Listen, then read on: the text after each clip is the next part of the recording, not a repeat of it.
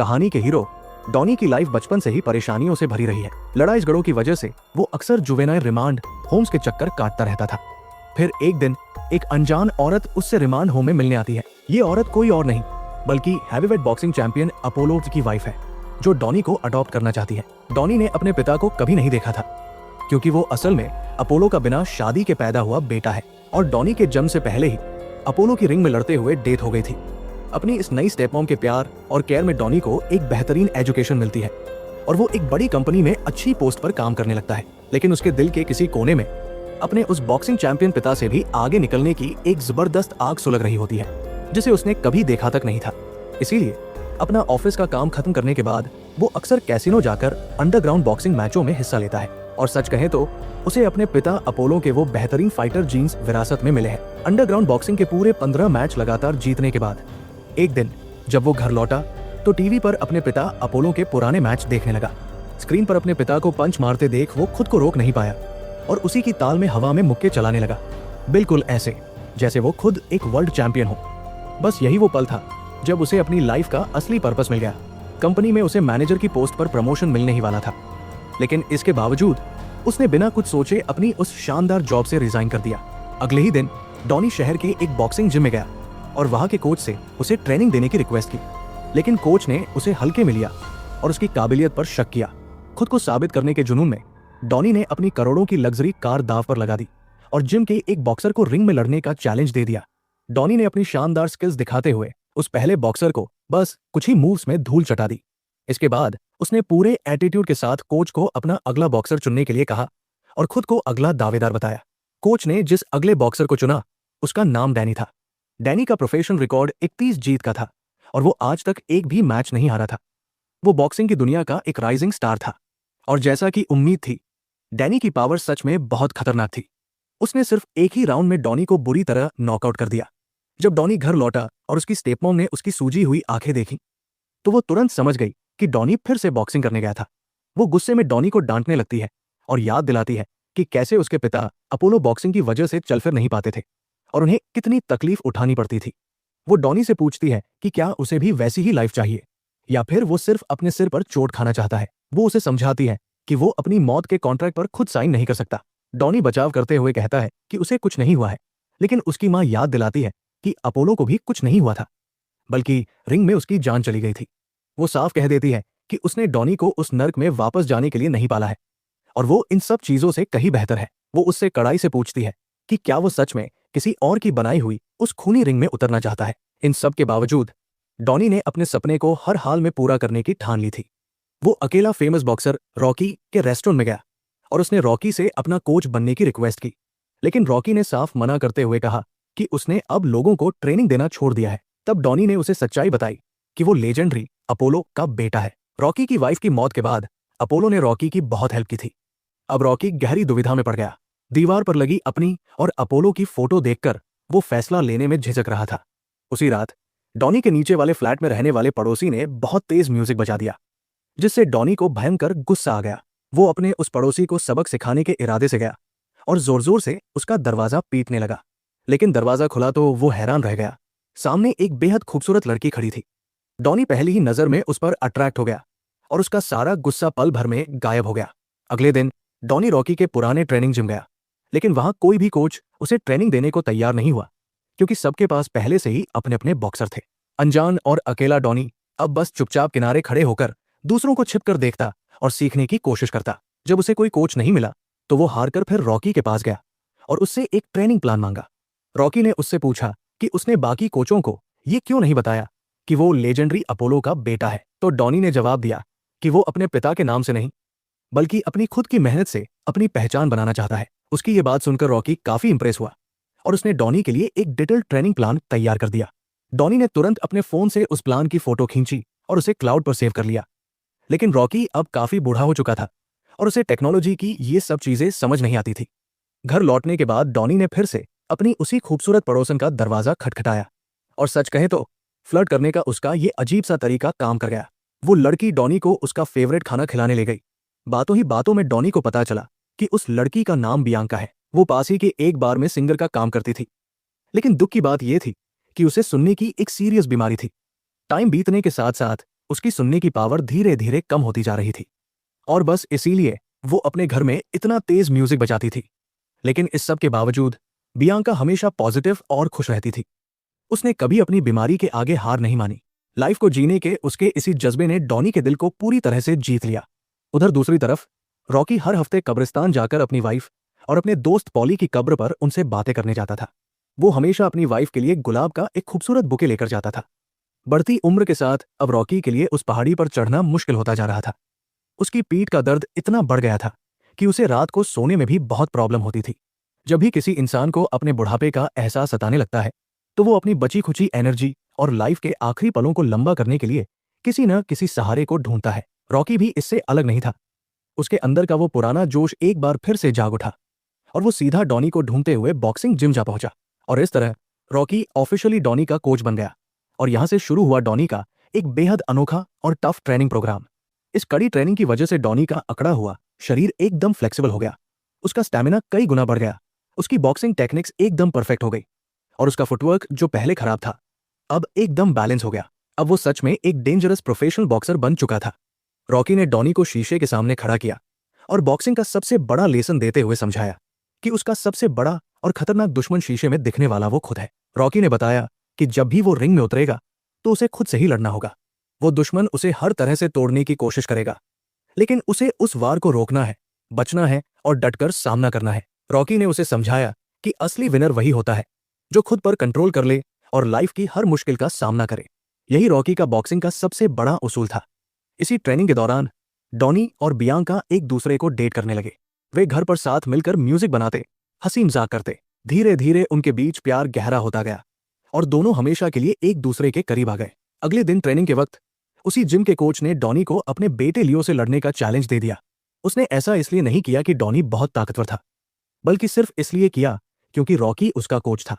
Donny तो जैसे किसी मौके की ही तलाश में था, लेकिन रॉकी को लगा कि अभी डॉनी की ट्रेनिंग पूरी नहीं हुई है और टाइम बहुत कम है। आखिरकार डॉनी ने रॉकी को एक ऐसा ऑफर दिया जिसे रिजेक्ट करना इम्पॉसिबल था। उसने कहा कि वो 6 हफ्तों की कड़ी ट्रेनिंग के लिए कोई भी कीमत चुकाने को तैयार है और अगर 6 हफ्तों के बाद भी वो तैयार नहीं हुआ तो मैच कैंसिल कर दिया जाएगा। डॉनी ने यहां तक कह दिया कि वो रॉकी के घर पर ही शिफ्ट हो जाएगा ताकि वे 24 घंटे सिर्फ ट्रेनिंग पर फोकस कर सके। रॉकी काफी लंबे समय से बिल्कुल अकेला रह रहा था, लेकिन डॉनी की इस जिद को देखकर वो आखिर में मान ही गया, लेकिन एक शर्त के साथ। जिस दिन डॉनी रॉकी के घर शिफ्ट हुआ उसने बियांका को रॉकी से मिलवाया। बियांका रॉकी से मिलकर काफी इंप्रेस हुई। हालांकि उसके जाने के बाद रॉकी ने मजाक में डॉनी को ताना मारा कि औरतें बॉक्सर का फोकस और ताकत कमजोर कर देती हैं। अगले दिन सुबह सूरज निकलने से पहले ही डॉनी की टफ फिजिकल ट्रेनिंग शुरू हो गई। वो दोनों शहर के नॉर्थ में बने एक दूसरे पुराने बॉक्सिंग जिम जा रहे थे। रॉकी अपनी वैन चला रहा था और डॉनी को वैन के साथ साथ दौड़कर जाना पड़ रहा था। उस इलाके के लोग अपनी रफ टफ लाइफस्टाइल और ताकत के लिए जाने जाते थे। वहां के लड़के बाइक्स के दीवाने थे और अक्सर सड़कों पर ग्रुप बनाकर स्टंट करते नजर आते थे। रॉकी ने डॉनी को अपनी पूरी टीम से मिलवाया और इस तरह उस पुराने खस्ताहाल जिम में डॉनी की 6 हफ्तों की वो जानलेवा ट्रेनिंग शुरू हुई। ट्रेनिंग खत्म होने के बाद आ गया वो दिन। ये डॉनी का पहला प्रोफेशनल मैच था। मैच शुरू होने से ठीक पहले डॉनी का दिमाग एकदम ब्लैंक पड़ गया। वो इतना ज्यादा नर्वस हो गया था कि डर के मारे उसका खुद पर से कंट्रोल ही छूट गया और उसे वॉशरूम भागना पड़ा।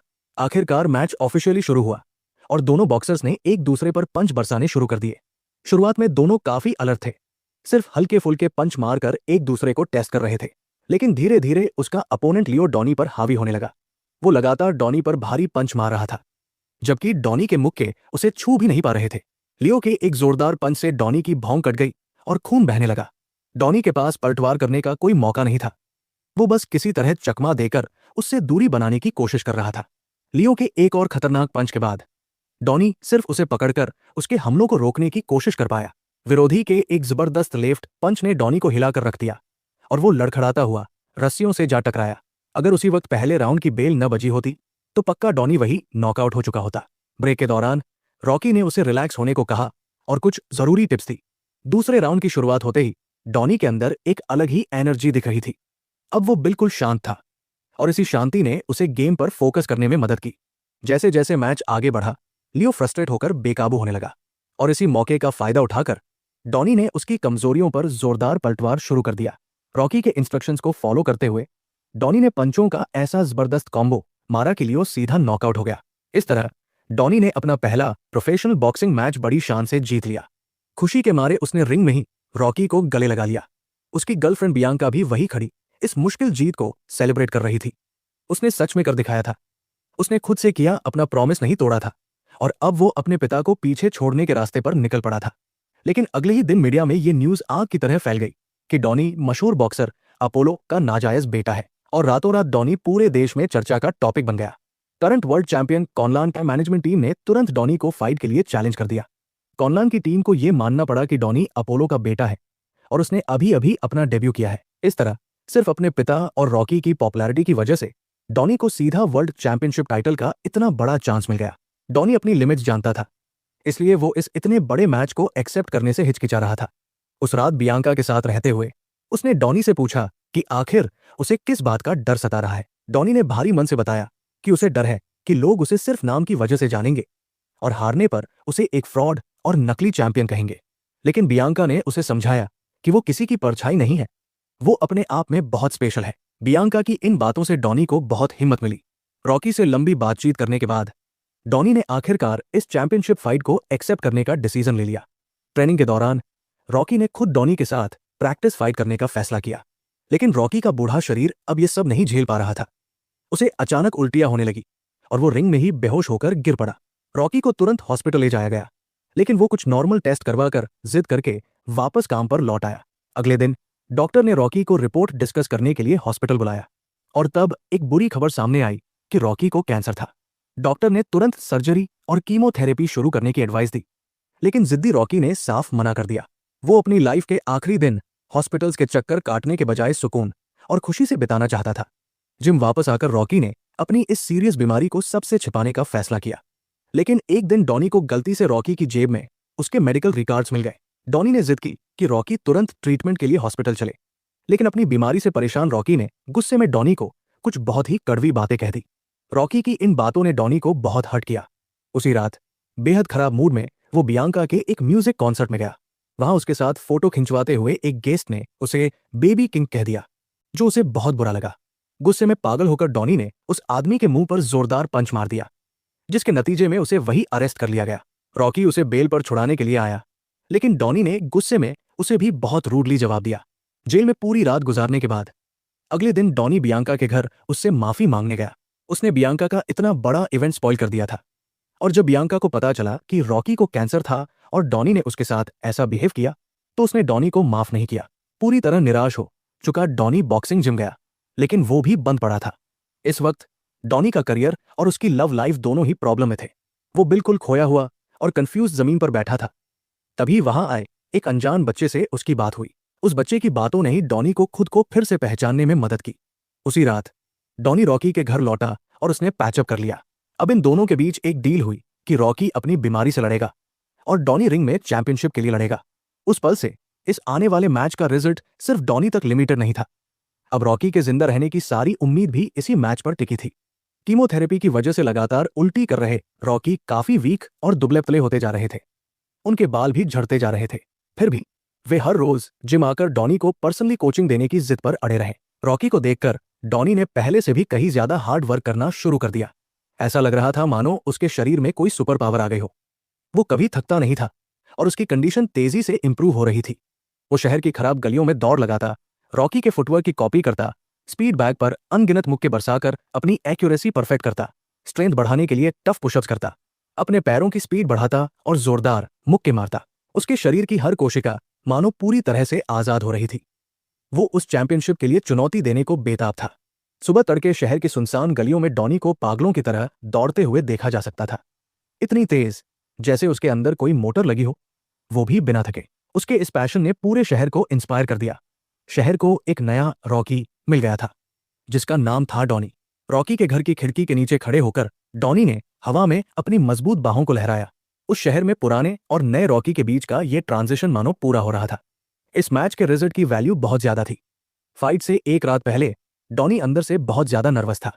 तभी रॉकी बियांका को डॉनी से पैचअप कराने के लिए वहां ले आया, और सबसे बड़ी बात, उसकी स्टेपमॉम मैरी, जो हमेशा से उसकी बॉक्सिंग के अगेंस्ट थी। उन्होंने खुद आकर डॉनी को उसके पिता के चैंपियनशिप वाले शॉट्स गिफ्ट किए। उस समय डॉनी के मन में सचमुच कोई टेंशन नहीं बची थी। कोच के मोटिवेट करने के बाद वार्म अप खत्म करके डॉनी ने एक चैलेंजर के रूप में सबसे पहले रिंग में एंट्री ली। डॉनी की एंट्री बहुत ही सिंपल थी और ऑडियंस की तरफ से बहुत कम रिस्पॉन्स मिला। इसके ठीक ऑपोजिट, जब चैंपियन कॉनलान ने एंट्री ली तो पूरी ऑडियंस अपनी जगह से खड़ी हो गई और जोरदार तालियां बजाकर उसका वेलकम करने लगी। स्पीड के मामले में डॉनी शुरुआत में कॉनलान के सामने बिल्कुल भी टिक नहीं पा रहा था। जैसे ही अनाउंसर ने दोनों बॉक्सर्स के रिकॉर्ड बताए, फाइट ऑफिशियली शुरू हो गई। चैंपियन ने बहुत ही कॉन्फिडेंस और आसानी के साथ फाइट शुरू की। उसके मुक्के लगातार डॉनी पर लग रहे थे। डॉनी केवल उसे पकड़कर ही उसके पावरफुल अटैक्स को रोक पा रहा था। डॉनी ने काउंटर अटैक करने की कोशिश की, लेकिन चैंपियन के सटीक पंच कॉम्बिनेशन से डॉनी जमीन पर गिर गया। रेफरी की काउंटिंग खत्म होने के बाद चैंपियन ने एक और डेंजरस अटैक किया। लकीली घंटी बज गई और डॉनी किसी तरह उस पहले राउंड में बच गया, लेकिन उसकी भौं पर एक गहरा कट लग गया था। रॉकी ने डॉनी को वार्न किया कि अगर वो ऐसे ही मिस्टेक्स करता रहा तो उसे स्ट्रेचर पर उठाकर ले जाना पड़ेगा। उधर चैंपियन का कोच भी डॉनी पर कोई रहम खाने के मूड में नहीं था। रॉकी ने समझाया कि उसे अगले राउंड में बाउंस बैक करना ही होगा और इसमें कोई देरी नहीं होनी चाहिए। दूसरा राउंड शुरू हुआ। कॉनलान की लंबी हाइट और रीच का सामना करने का डॉनी के पास अभी भी कोई सॉलिड प्लान नहीं था। वो केवल भारी मुक्कों की मार झेल रहा था। एक बार कॉर्नर में घिर जाने पर चैंपियन उस पर खतरनाक तरीके से टूट पड़ता, लेकिन डॉनी की विल पावर बहुत स्ट्रांग थी। वो लगातार चैंपियन को बातों से प्रोवोक करता रहा। चैंपियन इस अचानक हुए अटैक से हैरान होकर भड़क गया और उसने तुरंत एक पावरफुल राइट पंच मारा और बस यहीं से डॉनी का काउंटर अटैक शुरू हुआ। चैंपियन कुछ सेकंड्स के लिए ब्लैंक रह गया, लेकिन वो जल्दी ही रिकवर हुआ और डॉनी के साथ खतरनाक बॉक्सिंग करने लगा। दोनों ने एक दूसरे पर जो पंच बरसाए उससे पूरी ऑडियंस एक्साइटेड हो गई। अपने लगातार पंचों के साथ डॉनी ने चैंपियन की 2 राउंड में ही मैच खत्म करने वाली प्लानिंग को बुरी तरह फेल कर दिया। अब जाकर चैंपियन को रियलाइज हुआ कि इस लड़के को हल्के में नहीं लेना चाहिए और इसे सीरियसली लेना होगा। इस बीच डॉनी ने पिछले राउंड्स में अपना खोया हुआ कॉन्फिडेंस वापस पा लिया था और अपनी फॉर्म में लौट आया था। लेकिन चैंपियन आखिर चैंपियन था। नींद से जागे हुए शेर की तरह उसने डॉनी पर अपनी पूरी ताकत लगा दी, क्योंकि वह इस फाइट को जल्दी फिनिश करना चाहता था। हालांकि डॉनी का करेज भी नेक्स्ट लेवल था। बुरी तरह मार खाने के बावजूद उसने तीसरे राउंड में डटकर मुकाबला किया। डॉनी लगातार अग्रेसिव होता गया और उसने चैंपियन को कोई एडवांटेज नहीं लेने दिया। 5वें और 7वें राउंड तक किसी ने सपने में भी नहीं सोचा था कि डॉनी इतनी देर तक टिक पाएगा। फाइट अब बेहद वायलेंट हो चुकी थी।